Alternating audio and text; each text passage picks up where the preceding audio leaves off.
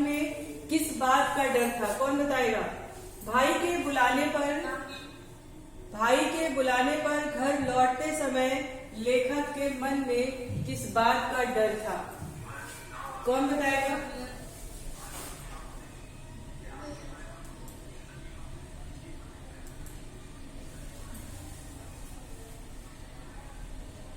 Class first, you switch on your camera. Class first, you switch on your cameras. Shreya Singh. Good morning, ma'am. Good morning. Yes, ma'am. Camera on करिए बेटा, जो भी camera on नहीं किया। विवेक Pratap, yes Rishabh ने 35% यहाँ पे है, पर कैमरा 4-5 लोगों का ही ऑन है। सभी लोग ऑन करो। चलो श्रेया सिंह बताइए, भाई के बुलाने पर क्या है प्रश्न? भाई के बुलाने पर घर लौटते समय लेखक के मन में किस बात का डर था? मैम, जब घर से भाई का बुलावा आया तो लेखक जब बेरी के पेड़ से बेर तोड़कर खा रहे थे, तो उनके मन में यह भय था कि कहीं बेर तोड़ के खाने की जरूरत नहीं, उनका पेशा वहाँ पर हुआ है। पेशा हुआ है, पेशी हुई है। मैम, पेशी हुई है। पेशी हुई है। शशांक मिश्रा, शशांक इसका आंसर दो। Unmute yourself. यस, आंसर दीजिए। मैम, जिस वक्त लेखक के भाई ने उन्हें घर बुलाया, उस वक्त बेर तोड़कर खा रहे थे, तो उन्हें यह शंका हुई कि वो उन्हें बेर खाने के लिए डांटेंगे, इसलिए वो घर जज्बा कर रहा है। हाँ देखो, इस प्रश्न का उत्तर आप सही दे रहे हो, आप दोनों लोग सही दिए, लेकिन इस प्रश्न का उत्तर लिखने के लिए आपको लिखना पड़ेगा कि लेखक के भाई ने जब लेखक को घर बुलाया तो लेखक को पता नहीं था कि किस लिए बुलाया, तो उनको लगा कि झरबेरी के पेड़ से जो बेर तोड़ करके हम लोग खा रहे थे, जो कि उनको भी पता था कि वो अच्छा काम नहीं कर रहे थे हम, है ना। तो क्या पता भाई साहब को इस बात की खबर लगी हो और वो इसीलिए हमें बुला रहे हो, इसीलिए हमारी पेशी वहां पर हो रही है। ठीक है, देखिए आप जितने भी प्रश्न के उत्तर होंगे आप खुद के शब्दों में अगर देंगे तो हमेशा उस आंसर को चाहे जितना बड़ा बना सको चाहे जितना छोटा बना सकते हो। ठीक है, लेकिन आंसर अगर रट के दोगे तो नहीं कर पाओगे। ठीक, तो जोड़ना सीखिए, आंसर को कैसे लिखते हैं ये सीखिए। चलिए, दूसरा प्रश्न है कि मक्खनपुर पढ़ने जाने वाले बच्चों की टोली रास्ते में पड़ने वाले कुएं में ढेला क्यों फेंकती थी?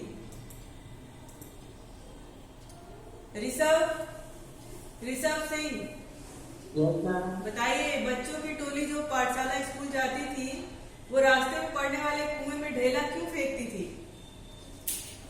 रास्ते में पड़ने वाले कुएं में मक्खनपुर की बच्चों की टोली ढेला ऐसे फेंकती थी क्योंकि उन्हें सांप की फुसकार सुनने में मजा आता था और वह इस बात से बहुत खुश होते थे और उसका आनंद लेते थे। अच्छा, तो ढेला और पत्थर में अंतर क्या है? ढेला मिट्टी का होता है, पत्थर कंकड़ का होता है।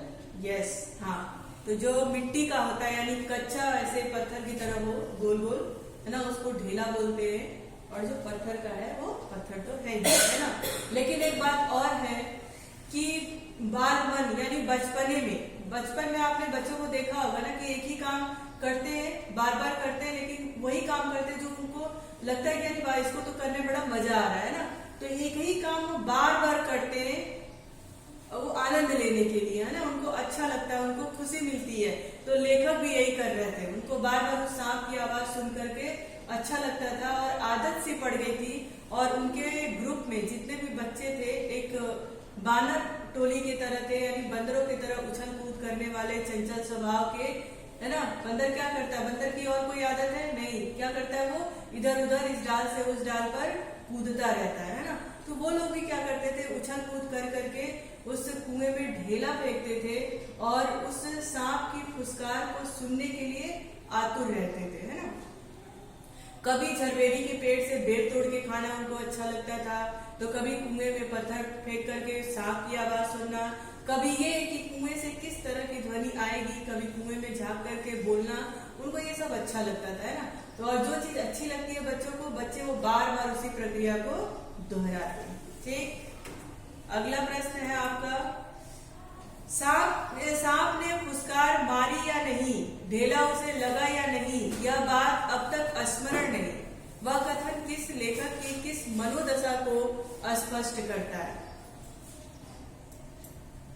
बताओ विवेक,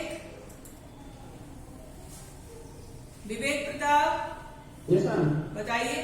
कैमरा ऑन करिए। हाँ बताइए। कुएं में पत्थर फेंकने से सांप की फुसकार की आवाज आई या नहीं आई, है ना?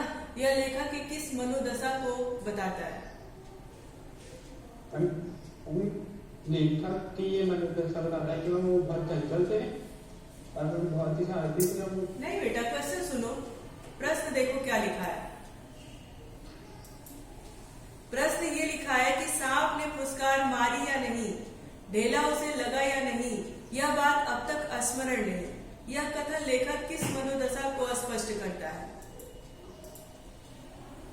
ये ऐसी स्थिति लेखक की किस समय बनी थी, कब बनी थी? तनु सिंह। Yes ma'am. हाँ बताओ, ऐसी स्थिति लेखक की कब थी?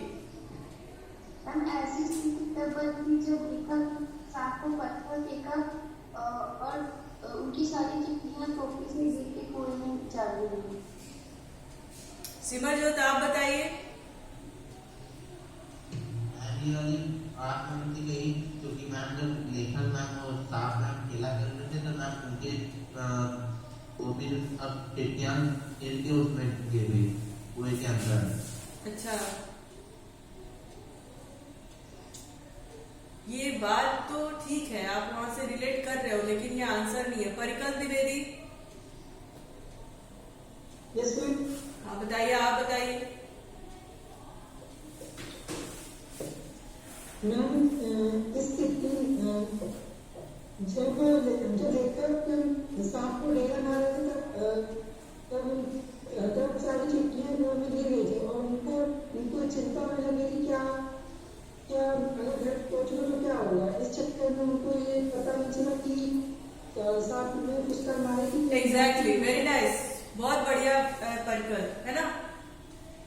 उस समय लेखक बहुत घबराहट में थे, है ना? वो डर गए थे कि चिट्ठियां गिर गई और चिट्ठी बहुत जरूरी होगी, तभी भाई साहब ने मुझे अभी के अभी इसको मक्खनपुर डाकखाने में डालने की बात कही थी। ठीक है, तो उनको ये मन में डर हो गया और पत्थर फेंके तो सांप बोल रहा है, नहीं बोला। जब हम घबराहट में होते हैं और बहुत डर में होते हैं तो क्या कर रहे होते हैं, कभी कभी हमें नहीं पता होता है ना? तो पत्थर ढेला उस कुएं में वो श्री राम शर्मा फेंके, लेकिन उनको इस चीज का स्मरण ही नहीं है, क्योंकि वो बहुत घबराहट में थे। तो वो सुने कि नहीं सुने नहीं पता उनको, तो वो बोलते हैं कि सांप ने फुसकार मारी कि नहीं मारी, मुझे कुछ नहीं पता उस समय, है ना? स्मरण नहीं है, याद नहीं है। ये बात उन्होंने उस समय कही थी जब चिट्ठियां कुएं में गिर गई थी और घबराहट में, और भाई साहब से पिटने का डर, अपनी जिम्मेदारी ठीक से ना निभा पाने का डर, कुएं से उस चिट्ठी को कैसे निकालूंगा उसका डर, है ना? और चिट्ठियां बड़ी जरूरी होंगी और मेरे कारण वो चिट्ठी जगह पे पहुंच नहीं पाएगी, इन सब का जो डर था वो लेखक को इस बात के लिए उकसा रहा था ना कि ठीक है। तो देखो याद दिया है ना कि सांप ने फुसकार मारी या नहीं, उसे ढेला लगा या नहीं, अब तक स्मरण नहीं है। यह कथन लेखक किस दशा में, किस मनोदशा में, जब लेखक एकदम डर गया था, उसकी चिट्ठियां कुएं में गिर गई थी और घबराहट के मारे उसने पत्थर फेंका, तो सांप ने फुसकार मारी या नहीं मारी, उसको ये बात स्मरण नहीं है, क्योंकि वो पहले से ही घबराहट में था। ठीक, अब देखो किन कारणों से। यस मैम, ये जो मनोदशा है हम इसको चिंतापूर्ण कह सकते हैं। मनोदशा यानी उनकी मन की दशा क्या थी? वो मनोदशा चिंता की बात नहीं होती है ना? चिंता दूसरी चीज हो गई और मनोदशा दूसरी बात हो गई। यानी उस समय के हालात कैसे थे, उनके मन की स्थिति क्या थी, उनके मन में क्या चल रहा था, है ना? किस तरह का डर था, उसको मनोदशा कहते हैं। ठीक है, मनोदशा और चिंता दो अलग अलग चीज है। अब देखो चौथा क्वेश्चन है कि किन कारणों से लेखक ने चिट्ठियों को कुएं से निकालने का निर्णय लिया? कौन बताएगा? हाँ बताओ।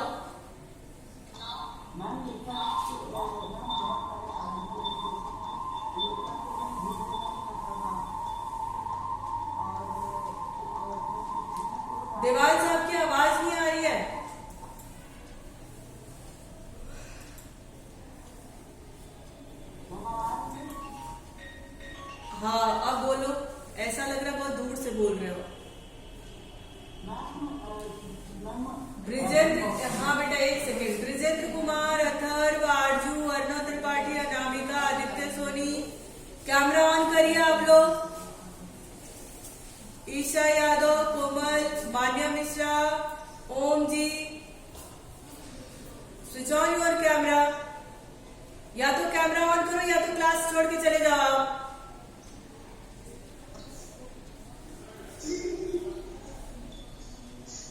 प्रिया सिंह, रिनिस्का यादव, रिशान, रिया यादव, रौनक, स्विच ऑन योर कैमरा।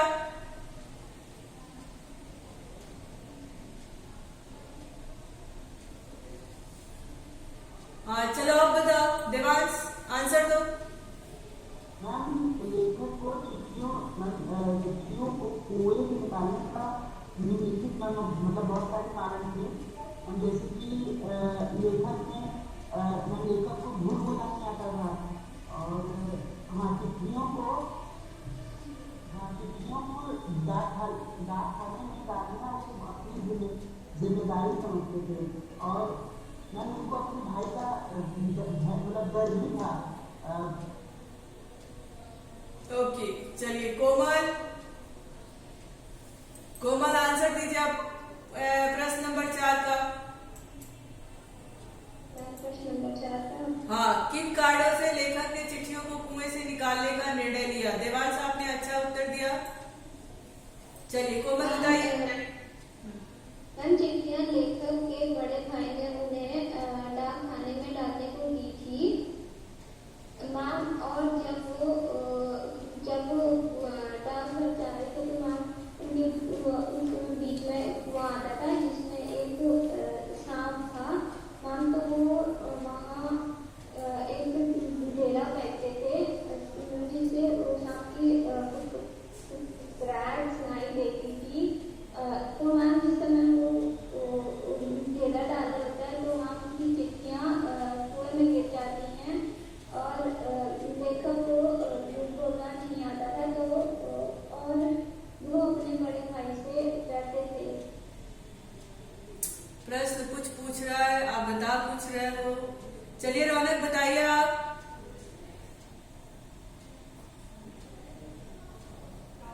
हम लेखक का ये निर्णय लेने के बहुत सारे कारण थे, जैसे उनके भाई के प्रति डर एवं उनके अपने जिम्मेदारियों निभाने का जो निर्णय लिया था उन्होंने, उसके कारण उन्होंने यह निर्णय लिया कि वे कुएं में जाकर चिट्ठियां निकालेंगे। हाँ है ना, एक तो सबसे बड़ा डर कि उनके भाई का डर था, बड़े भाई का, कि अगर चिट्ठियां समय से नहीं पहुंची या फिर उन्हें पता चल गया कि चिट्ठियां डाकखाने के बजाय कुएं में पहुंच गई है तो बहुत पिटाई होगी, है ना, रुई की तरह उनकी धुनाई हो जाएगी।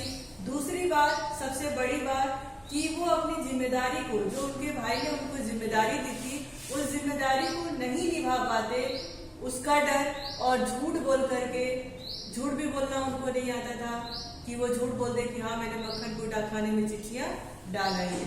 तो इन सब डर को देखते हुए उन्होंने क्या किया, एक निर्णय लिया कि अब चाहे मैं मरूं या जीऊं, है ना, अब तो मैं कुएं से चिट्ठियां निकाल करके ही रहूंगा। ठीक, चलिए आगे देखिए। सांप का ध्यान बटाने के लिए लेखक ने क्या क्या युक्तियां अपनाई? कौन बताएगा? लेखक का, हाँ सुप्रिया शर्मा, सुप्रिया।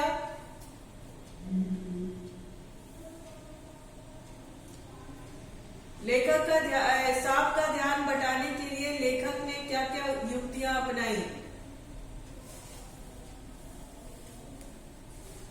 आपकी आवाज नहीं आ रही है।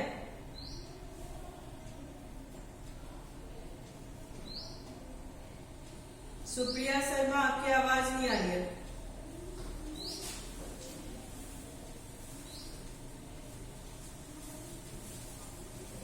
Unmute yourself, Supriya. Yes. इसकी आवाज नहीं आ रही है। चलिए कोई बात नहीं। ब्रिजेंद्र, अनामिका पाल, यस मैम। चलिए ब्रिजेंद्र आंसर दीजिए। पहले कैमरा ऑन करिए, कैमरा ऑन करो। मैम ऑन है। दिख नहीं रहे हो। हाँ आप दिख रहे हो पर अंधेरे में दिख रहे हो, तुम नहीं दिख रहे हो।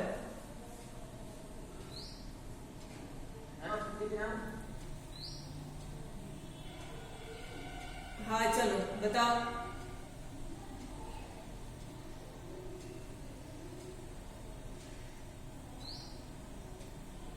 आंसर दो। मैम क्वेश्चन पर रिपीट कर दीजिए। क्वेश्चन रिपीट कर दें। यस क्वेश्चन ये है कि सांप का ध्यान बटाने के लिए है ना, लेखक ने क्या क्या युक्तियां अपनाई। मैम सांप का ध्यान भटकाने के लिए लेखक ने जब अपना पैर कुएं के दीवार पे रखा तो जो मिट्टी गिरी उससे सांप ने फुफकार मारी। मैम और जो मैम जब मैम वो सांप के जो मैं मिट्टी उठाने जा रहे थे तो मैम उन्होंने अपने डंडे से मैम दूसरी दीवार पे मारा। और जरा इसको फ्रेम करके अच्छे से बताइए आंसर। चलिए रुद्र प्रताप। रुद्र मैम मैंने पढ़ा नहीं। बेटा ये तो मैं दूसरी बार पढ़ा रही हूँ, ये चैप्टर मैं दूसरी बार पढ़ा रही हूँ और आई थिंक आप लोग के नोटबुक में भी इसका आंसर लिख चुके हो आप। सही बोल रही है गलत? हाँ बहुत पहले ये काम हो चुका है, मैं तो इसे दोबारा से पढ़ा रही हूँ।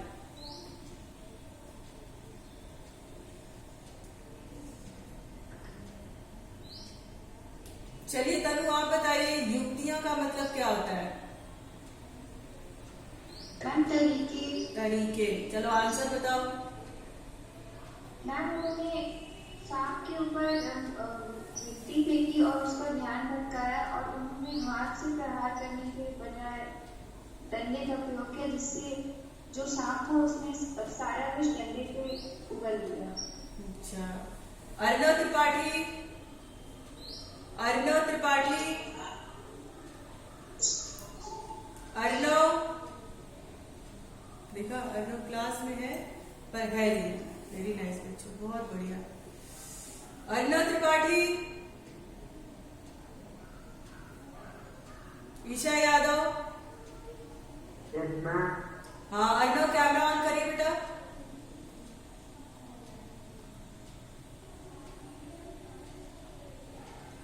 अर्णव कैमरा ऑन करो।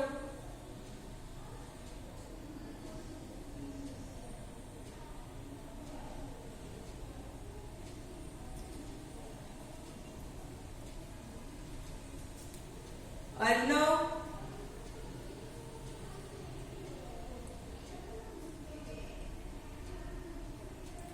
या तो कैमरा ऑन करो या तो तुम्हारी आईडी डिसेबल कर दे हम।